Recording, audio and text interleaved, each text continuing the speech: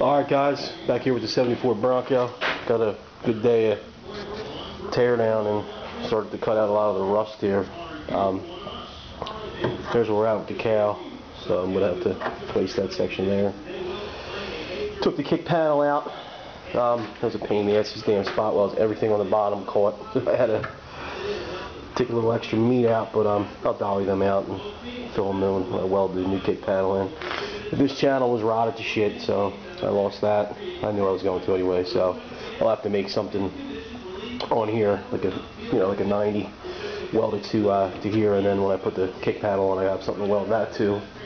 Got the floors cut out, and the channels are good, man. I was surprised. I thought they were going to be worse. You can see where I cut the rot that was on there off, and it's not that bad. All the inner part of it's fine. It's all solid, so that's good. Like an idiot, I forgot that these things have a sleeve welded in there, and I was trying to cut the body mount off, and took a little extra off. I'll just grind it down, no big deal. Rear one's good here. That's alright. There's no rot. There was like one section here that rotted a little bit, and then here, that was it. This is bad here. I'm gonna have to figure out what I'm gonna do. So it's got some rot down below here, so I'm just gonna run a piece of tape and just get a clean cut, and hopefully the pans will give me enough meat that I could just weld right on top of the existing good metal on here. Now the rear floor here, like I said, I'm definitely gonna have to take it off. A lot of rot. Got all the rust on the floor here. I had my plasma cutter and using the hell out of that today, man. It put in some OT, but it works good. I got an older Thermal Dynamics Patchmaster 25. It's good for sheet metal, not for not really too good for heavy stuff. The 1/8 inch is like the most it can do. I was thinking about down the road maybe selling that and one of my other welders and getting a really nice one. But it does the job for sheet metal. It's perfect. It doesn't need much more. It doesn't give my compressor a workout either. So he said here's the striker here. That's in bad shape. All up here is in bad shape. So it keeps giving me surprises every time. It's Irene here. Every time I tear into her, she's giving me another surprise. But it is what it is. There's some rot behind here. You can see it here.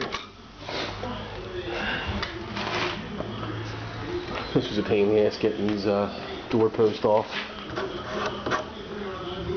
Yeah, you have to just replace that. Looks like it's good all in here. I felt in there, and it's not even really pitted, but here is pitted and all. So I'm gonna cut it out as far up as I can. Treat it. I'm gonna have to cut this out here and all, but like I said, I'm really happy that the cowl is in the condition it is, because these things are a nightmare. There's a million spot welds on it, and they just suck. So the windshield frame is good. So my next plan of attack, I sort of changed up my game plan here. My plan was to get this thing ready to put on the rotisserie, but since I've cut so much out, I'm probably just going to leave it on the frame for now and do I'm definitely going to button all this up. I got a new door post this Friday when I get paid.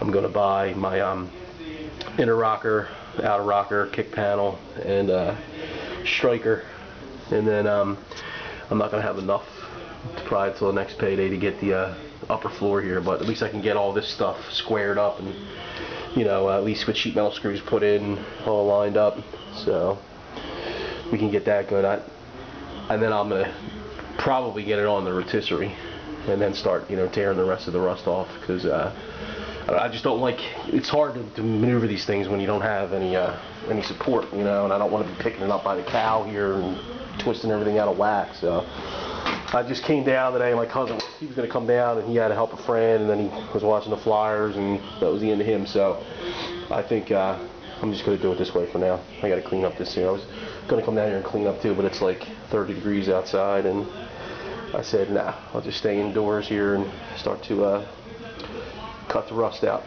So you can see here, this is the body mount. It was done, and I couldn't even get a socket on there. It rusted so bad, so I just cut it, and bushings are still in there, but they'll come out. So looking at the frame, man, I'm hoping, man. I'm hoping that this thing is it's not going to blow through. Everywhere I feel, like in the inner sections here, it's thick, so that's good. I'm thinking that the major scale is only on the outside. You know, normally I'm a big Toyota nut, and the Toyota frames are completely prone to rust. But if you usually feel inside here on the Toyota frames that are bad, you can always feel that it's thin inside as well. I know they do rust from the inside as well, but the Toyotas are just, you know, you can just put your finger in there, and if it's like that, I don't even bother with them because they're usually like that throughout the whole frame rail. But every hole you know, that I can get my finger in seems like it's thick, so that's a good sign that when I get this thing blasted, I'm not going to have any blow through. I hope. I'm sure the body mounts are going to have to get washers welded in, but that's the name of the game in the Northeast here. But I have the driver's side to do. That's going to be just as fun as this. These upper floors, I never did one before. I'm anxious to see how many freaking spot welds are on this thing, and it's going to be a bitch to probably find them because this is pretty rusted, pretty thick, you know, pretty bad. So I'll grind it down as best I can and go from there. But yeah, it's pretty bad. I'm wondering how the floor section is going to be, and the channel and all that underneath. The channel looks good. I crawled in there. It looks like it's okay. We'll see once we get this, you know, upper floor off. So I'm going at it steady as possible.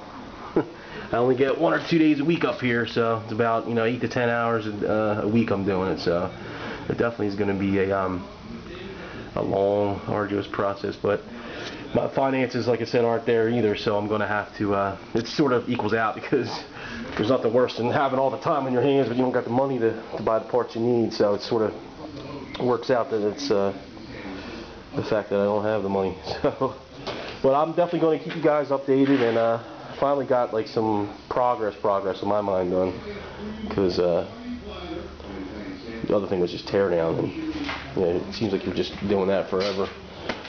You're getting all your stuff squared away and all. I'll show you my truck here. I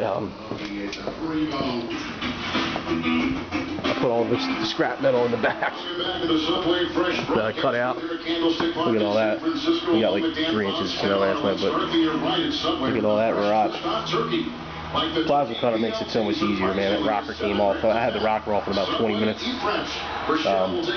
4 pans, you know, some of the spots. The channels were the worst. Like I said, somebody put another pan on top of the original rotted one, so that was a pain in the ass getting through all that. But it is what it is, guys. I will keep you guys updated, and I got to clean this pigsty of a shop up here, or my dad's going to shoot me. He's just saying shit to me today about it. But I will keep you updated. Again, it's Sell It All and Classic Broncos.